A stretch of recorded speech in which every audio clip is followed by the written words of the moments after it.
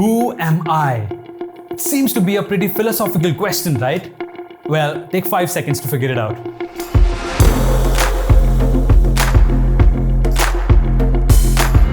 Now, it's difficult to accurately answer that question. Who am I?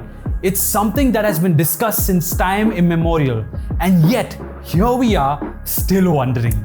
But why is it so important for us to answer this question? Today, it seems that who we are is more inconsistent than ever before. But answering this question is the key to understanding our identity, which in turn determines the choices or decisions we make, how we act and live our lives. Now, we usually derive our identity from 3 aspects: image, power, and feelings. Let's delve a little deeper into what these actually are. Let's look at the first one: image. When we define ourselves by image, we focus on physical attributes like our looks and appearances, illnesses, disabilities, gender, or nationality. For example, if I am tall, I am probably good at basketball. Or if I am a woman, then I'm probably gentle, caring, and nurturing.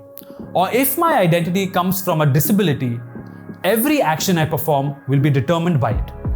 Of course, our image is a huge part of who we are. But can our body alone define us as human beings? Is it enough? Well, this is how Aristotle and the Catholic Church define identity. They both have similar understanding of it, that we are a union of soul and body. Although the soul is not a material object, it is not separable from the body. The union of soul and body is what makes us human. Our image is an aspect of our body, but it focuses solely on external factors. So although our gender, nationality, and appearance are integral parts of who we are, our identity cannot come from just our image. Let's look at the second one: power. When you think of Bruce Wayne, what's the first thing that comes to your mind? A rich guy with a fancy house, cool car, and futuristic gadgets, right?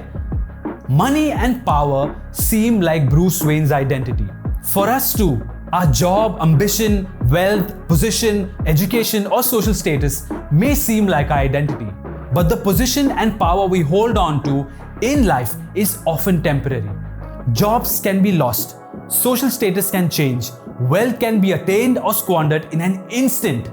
If we base our identity on what we have or don't have instead of who we are, our identity will keep changing on the basis of our circumstances. And finally, feelings. Our feelings and emotions often influence how we see ourselves. Our self-esteem, personality, social interaction, etc. can change the way we perceive who we are. We may sometimes feel depressed, joyful, social, antisocial, angry, delightful, or funny. If I often get angry, do I identify as an angry person? Now we know that the mind is the source of our feelings and emotions. And as we also know, it can easily be influenced by factors like our intellect, environment, and upbringing. Our identity should be constant and unchanging, and so our emotions cannot define our identity.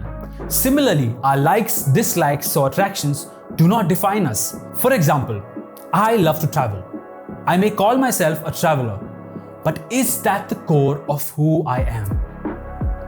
So if image, power, or feelings are not my identity, then what is, and where does it come from? Now we've all heard Shakespeare's famous line, "A rose by any other name is still a rose." Perhaps famous because there's a truth being expressed?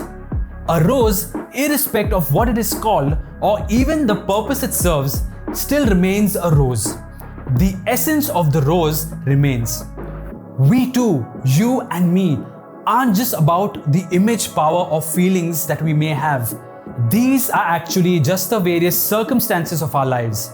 However, who we are, our identity, remains unchanging. We are created body and soul, and our identity is derived from the union of these. And so, our identity remains constant and unchanging, just like the rose that remains constant no matter what it is called or what it's used for. It's true that every living creature has a soul, and that's what makes them living. But human beings, we are special. We are made in the image and likeness of God Himself. Pope John Paul II goes on to say, the human person is a unique composite, a unity of spirit and matter, soul and body, fashioned in the image of God and destined to live forever. Our identity, our very essence, comes from God our Father.